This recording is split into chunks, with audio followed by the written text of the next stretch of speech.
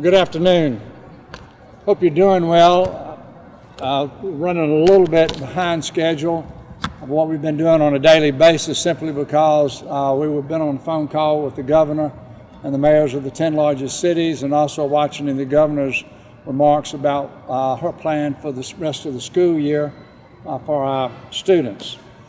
But anyway, so this afternoon what I'd like to do is make a couple of remarks, or a few remarks about where we stand on testing, and then I'm going to introduce to you Dr. Michael Chang, who's with the University Hospital, and he will tell you what they're doing at the University Hospital and the upcoming relationship that we will have partnering with them. And then I'll call on Bill Sisson, who will talk about the possibilities of applying for the SBA loans and other things that will impact businesses. To my left, you'll see some test kits.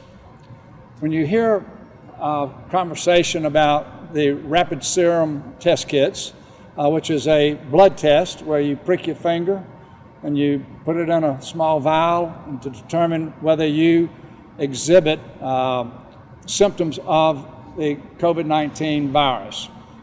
This is an indicator. It is not the full test. When you hear about fully testing positive reports going into the Alabama Department of Health, that is typically a nasal test with a swab. So we have these in stock. There's 2,000 of them in the city. But I'm also will tell you that we are hopeful that as we said about a week ago, we think we're on schedule that by the middle of next week, we should be having the swab test that will be available to the University Hospital and possibly the mobile infirmary should they need them, but it certainly will increase the city's capacity for testing. And that's in process, and as we know more about that, we will tell you more. I hope you can tell that there's a lot of collaboration and communication between the hospitals and the city. And just to repeat myself, we are trying to provide a service to the hospitals so that they can better serve you. And at this time, I would ask Dr. Michael Chang, who's with the University Hospital, just to come make a couple of remarks. Thank you, Mayor Stimpson. Hello, and thank you very much for having us here and for all the work we've done together. As Mayor Stimpson mentioned, we have been working very closely with the city to do a couple of things. Number one, to partner with them on standing up a ambulatory test site at Ladd Stadium. We anticipate this will be happening within the next week, where we can expand our ability to offer what we call the polymerase chain reaction, or the PCR test, which is the definitive test for the presence of the coronavirus. This is important for a number of different reasons. First of all, it gives us the opportunity to provide optimal care for our patients. Number two, it gives us the opportunity to have an idea of what the disease burden is of coronavirus in our community. That's really important for all the hospitals in the community because as you've probably heard on the news and in your news feeds, the capacity of the hospitals in this region and across the United States to care for critically ill patients is very limited. So what we're trying to do is get an idea of what the disease burden is in our community so that we can gauge or adjust the amount, the community activities to try to lower the disease burden to a level that we can provide safe and efficient care within the hospitals. Within USA Health itself, we've been making a number of different preparations over the last 3 or 4 weeks in terms of deciding what the flow of the patients with coronavirus when they get to our hospital will be, which groups of doctors will be taking care of them. We've been spacing out and creating schedules for our physicians and our healthcare teams so that we can always ensure that there are healthcare providers available. And we've actually identified areas within our hospital with which we will be caring for these patients. So with that, I'll turn it back over to Mayor Stimpson. Thank you very much. Thank you, Dr. Chang. And just to somewhat repeat myself, the Mobile Infirmary, as we've told you, there will be working through their diagnostic and medical clinics, which is 1700 Springle Avenue, and their facility at Hillcrest and Airport Boulevard. And those facilities, one at 1700 Springfield Avenue is already active, and we're in the process of standing up the one on Hillcrest Road.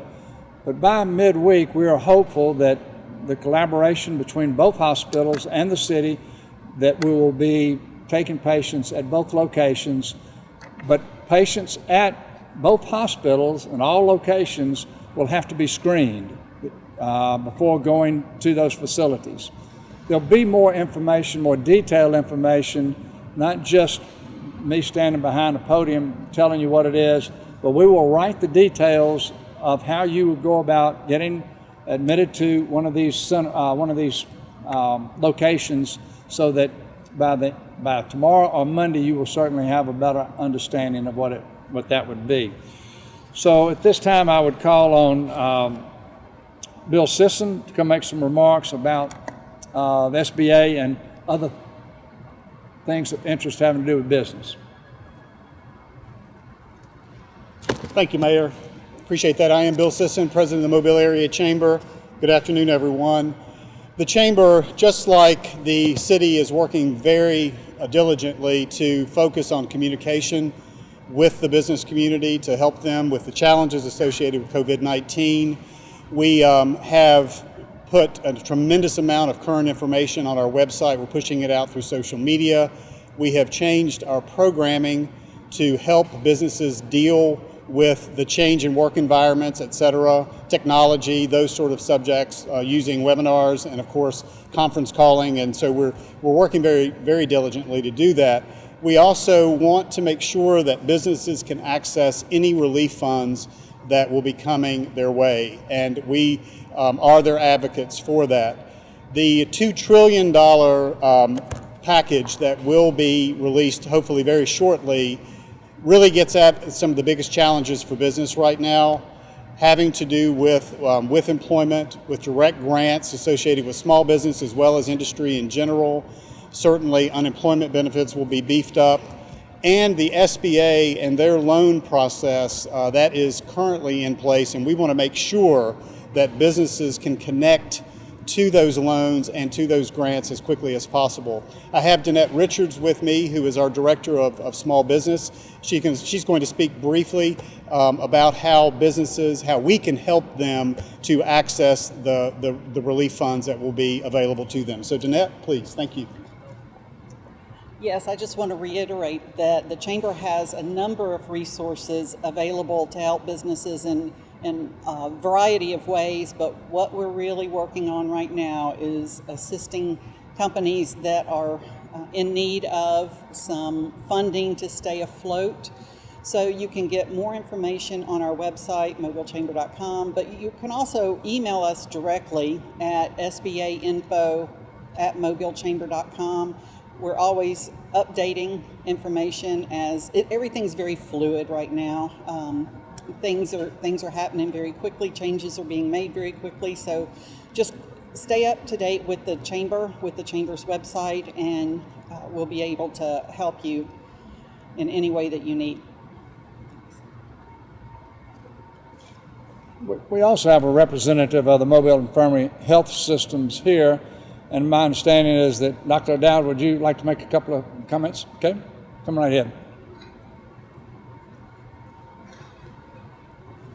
We have been running an outpatient clinic for the last week, and we have focused on patients who are ill, patients who have a sickness, and there are various purposes. First of all, to identify non-COVID illnesses, because there are many other diseases, and right now none of the health clinics want people with fever in their buildings because of concern for infection. So that's one of the functions of all of these clinics, both the ones that we're running, the ones that will be run at LAD. They will help keep patients with fever out of the general medical clinics, which nobody wants. So that's the utility. That's one of the main utilities of that. When it comes to the different tests, I've been asked to clarify. Now, I'm a cardiologist, not a testologist, but I've learned about these tests, and the basic difference between these tests is the test that we're hoping to acquire as soon as we can, test for the presence of the virus. So the test that they get a sample from the nose, they're actually looking for pieces of the virus itself, okay?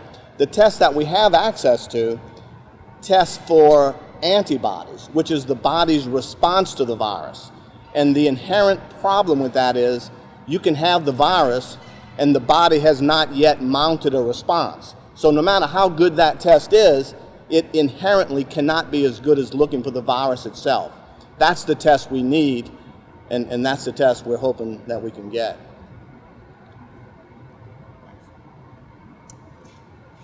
Thank you very much. A couple other items. Earlier today, I joined probably 150, 200 mayors on a conference call with the Harvard Bloomberg team. We heard top experts from Johns Hopkins, from Harvard Center for Disease and Control.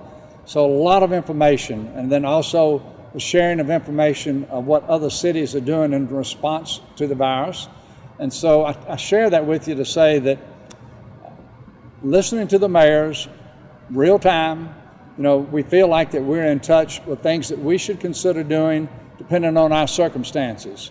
But all of the cities are in a different place in this continuum of how they're dealing with it. And based on the numbers that we have, but anticipating that they're going to grow, we feel like that we're doing the correct thing to protect the citizens of Mobile at this time. As I mentioned also, we just got off the phone with the governor, and she was giving us her ideas on things that, and we shared ideas on things that we as a state needed to do. Again, there is a difference of what's going on in Birmingham today, Tuscaloosa, Dothan, and Mobile.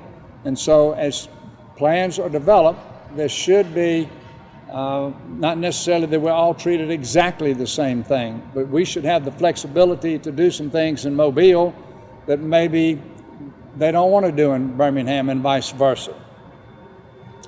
Also, we have been coordinating Dr. Ashell, was not here this afternoon, but as you know that we're in close collaboration with him. We're already developing plans for what do we do if the hospitals max out with their beds. And so we're trying to come up with the Mobile County Health Department just a plan that really will be submitted to the hospitals for their approval, and we will work collaboratively all together to determine what is the best thing to do. When it comes to the stimulus bill, somewhat like you, we're still learning about it. We do not know all the ins and outs. The most recent meeting I had, right before walking down here, was realizing there are going to be a lot of people that are looking for help. And right now, the staff that people have or that we have internally in the city is probably somewhat inadequate to handle all the questions. And so we will probably be having to ramp up so that we can service you in a timely manner. So having said that, I will be glad to answer any questions. And if I can't, I may call on one of the doctors or Bill Sisson to help me answer. Yes? Mayor Stimpson, we heard earlier this afternoon that there was an incident of somebody saying that they had been tested and come back negative on a wave bus. What have you heard about this incident? Having to do with someone on a wave bus being tested and they were negative? Yes, I have not heard about that incident. Also, do you have any comments on Governor Ivey saying schools will be closed for the rest of the year? Yes, I know that she has been working on this with the superintendent. I guess he's not the superintendent, he's the director of all of the schools. Excuse me for not knowing the proper term. But they have been working to determine how can they continue the education through the end of the school year so that everybody finishes the school year, I'm going to say, on grade level. And a lot of thought's been given it. So I'm supportive of what they're doing. They have decided that's in the best interest of controlling the spread of the virus, and so I support that. A lot of people are asking questions on our Facebook page about why you guys have not, you say that you believe you guys are doing the right things right now with not shutting down the city and doing a shelter-in-place order. But lots of folks are saying that they feel it probably should happen before it gets too bad here. I mean, the number of cases doubling from what it was yesterday from 10 to now 18, or the number of cases, the positive new cases doubling. are you worried about being on the wrong side of history a year from now when we have a massive outbreak here? Did something like that happen? So am I worried about being on the wrong side of history because we haven't pulled the trigger quick enough on shutting everything down? Yeah, are you worried? Yeah. Absolutely, you think about things like that. But based on the information we have today, I think that we've made the right decisions. And if that information changes, we will change with it because it's a fluid environment. So that's my answer. How's the city preparing for a possibility of it? Because obviously it's going to get worse before it gets any better, as they've said already. How is the city preparing for that? I know they're working on a plan for hospital beds. So everything that we've said about working with the hospitals on the collaboration of testing, that's one thing we're doing so that we have a bigger database so that we can see where the virus is, we can see what the growth of the virus is. We're talking about the hospital beds, but also trying to make sure that even in the city that the wheels of city government will continue to function. All we are doing is trying to determine how we best operate and run the city based on the circumstances that are changing every day. That's 100% of our focus. Last week, actually today, so like 1 week ago today, it was Thursday, that's when our first case was announced in Mobile County. Today we're standing at 13 plus cases in Mobile County. Where does that put us on the curve? I wasn't sure if maybe you or one of the doctors might be able to answer that. Well, I'm going to make a comment, and you may not be able to follow this. I wish I had a graph behind me. Because let's say Monday you test 10 people and you get one hit. So you got 10%, right? On Tuesday, you test 20 people and you have 2 hits. Okay? What's the difference in Tuesday and Monday? It's doubled, right? But it's both still 10% of the population that you've tested. My point is there is a lot of information being shared. And if you wanted to show an exponential graph, all you show is the number of hits and you don't tell how many people you tested. So what is the story you're trying to tell? And I would say that today, the information that's being gathered is not telling a complete story. We do know how many more cases we had than we had yesterday, but we have not been recording the information of how many tests have been done. We will have that information, but the scary part of it is that when you show the exponential growth, and if it's not exponential, you're creating fear that you really shouldn't be doing. I don't say that to lessen the severity of this, but I know that there's some information that's being misrepresentative. I'm not saying that's intentional, but it's out there. So you think that we're kind of seeing these larger numbers now just because the tests are finally starting to get in? Yeah. Okay. Yep. Lieutenant Governor Ainsworth sent a memo yesterday to the COVID-19 task force in Alabama saying, quote, a tsunami of hospitalizations is likely to fall upon Alabama in the not too distant future. Does hearing that concern you for what could be coming our way? Yes, it does. The question is that Lieutenant Governor Ainsworth made a comment that the tsunami of the effects of the COVID-19 could be coming our way. Does that concern you? Absolutely. It concerns me just like it does you. But is the city being proactive, or are they going to end up being reactive in this situation as cases are popping up? We're being proactive. Several churches was able to get testing kits for their facility, and other facilities have been getting some testing kits. Is there a delay? How are they able to get them working rapidly, but the city's had sort of a delay in getting your kits? I see you have some here, but is it a different mechanism, channels that you guys go through, or how do you think they were able to obtain testing kits? Is this comparing us to another city? No, Three Circle Church. A Three Circle Church?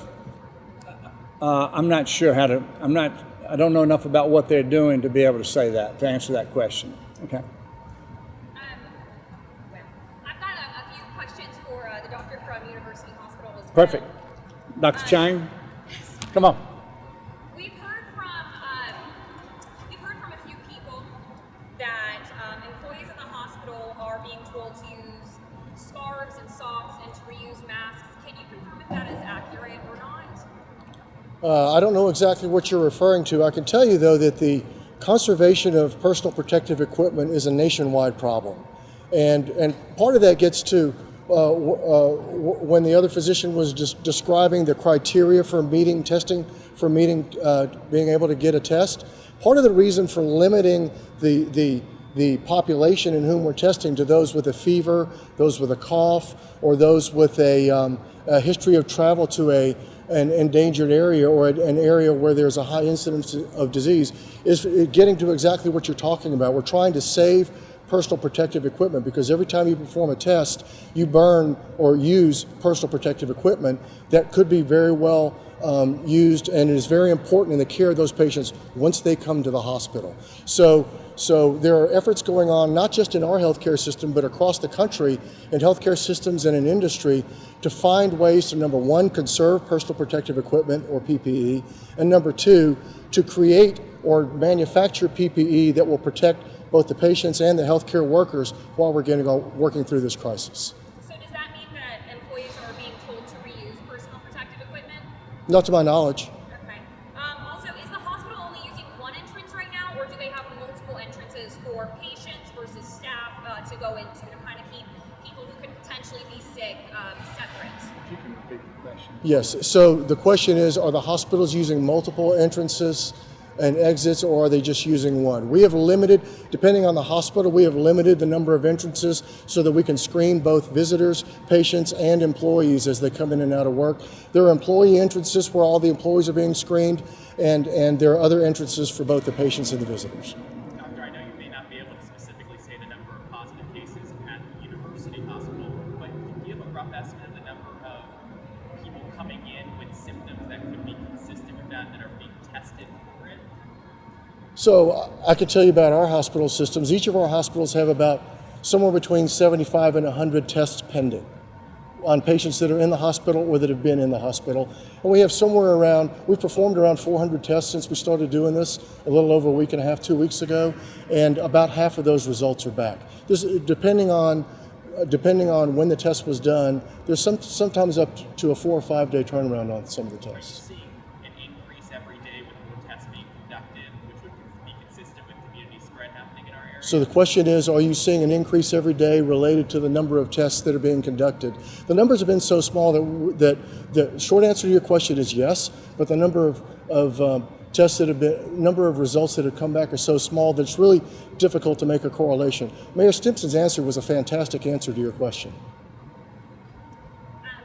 Is USA cutting down on its outpatient procedures, so procedures that are not essential to happen as well, whether that be somebody coming in to get like stitches removed or coming in for Yes. follow-up kind of a thing? So the question is USA Health decreasing the amount of what we would call elective surgery and elective procedures that are being done? Short answer to that is yes. We've received directives from both the Alabama Department of Public Health, the American College of Surgeons has issued guidelines, and the CDC has issued guidelines and recommendations as well to cut back on what we would call non-time sensitive procedures. That's a subgroup of what we would call elective procedures. There are some elective procedures that really, although they're elective, they are time sensitive. For example, if you have a cancer that needs to be removed or a condition like that, that could wait a week or two, but really shouldn't wait 2 to 4 months. So those kind of elective essential procedures are still being done, and the ones that time will not affect, for example, cosmetic surgery or bariatric surgery, have been postponed. That is correct. What's being done to keep we heard earlier this week an employee of USA Health tested positive for coronavirus. What is being done to make sure that didn't get spread among the staff, and also that these people who are coming in who might be at higher risk, who have these procedures that are necessary, are also kept safe? So you've already, the question is what's being done to prevent staff that may be sick from spreading infection. You've already hit on several of them. One of them is to limit the number of portals through which people can get in and out of the hospital. Another one, which we put in place a couple weeks ago, is screening all the employees and all the visitors and patients as they come in by asking them a number of simple questions. Do you have a fever? Have you had a fever? Do you have lower respiratory tract infection symptoms? Are you coughing? Are you sneezing? Have you been to one of the countries that the Centers for Disease Control has identified as a high-risk travel area? Have you been to one of the areas in the United States in which, for example, New York City, where the infection is at a very high prevalence? Seeing happening in other places like New York City and San Francisco. As a doctor, does it scare you knowing that it could happen here? So the question is, seeing what's happening in other places, are we concerned? The short answer to that question is yes, we are. And that gets back to the comments that I made earlier when Mayor Stimpson announced that we were going to be working together to test higher risk and other groups of people around the city. Yes, we need to get a better grasp on what the prevalence of the disease is in our region. We need to get a grasp on what the number of patients sick is and which of those patients will need hospitalization or may need hospitalization, because we've got to upregulate or downregulate the hospital capacity of all of our hospitals, whether it's Infirmary, Spring Hill, Providence, or the USA Health hospitals, to be able to meet the needs of the public. As of now, do you guys have enough beds and ventilators and ICU rooms for people you guys are seeing? So the question is, right now, do we have enough beds and ventilators? And the answer is yes. Is there a concern in a couple days or a week that may not be the case, or would that would be farther off problem? So the question is there a concern that we may run short in days or weeks? Yes, there is absolutely a concern because this disease can spread very rapidly. Every person infected is expected to infect up two to three other people, and so it goes 2, 4, 8, 16, 32, 64, and so on. So the short answer is yes. We need to be ready at any time to prepare for the worst and hope for the best. We're seeing several companies around the country having to add staff just to kind of get through this crisis that we're kind of going through. Are you guys on any of the hospitals level having to add additional staff to keep up with the demand of people coming through the door? Yes, the question is, are we having to add staff to keep up with the demand? There's two ways to approach this. One way is to add new staff. New healthcare trained staff are tough to come by anywhere in the country. You know, there's a nationwide shortage of nurses, there's shortages of anesthesiologists, of respiratory therapists, physical therapists, and so on. One of the strategies that we've employed is, because of what you had asked me earlier about decreasing the amount of non-essential surgery, and we've also taken steps to make our clinics what we would call virtual clinics. In other words, telephone visits for patients, or Skype visits, or Zoom visits for patients. If that'll allow us to decrease some of the staff that we have for person-to-person visits and for surgery, and we can repurpose some of those staff to help take care of the problem. Thank you, Doctor. Yes, sir. Time for one or two more questions. Well, I appreciate you coming. I will be updating you again tomorrow. And as I say every day, we're better today than we were yesterday, and tomorrow we'll be better than we were today. We'll continue to make progress. This is the top priority for all of our healthcare officials and for everybody at the city. So thank you for your attention. Good night.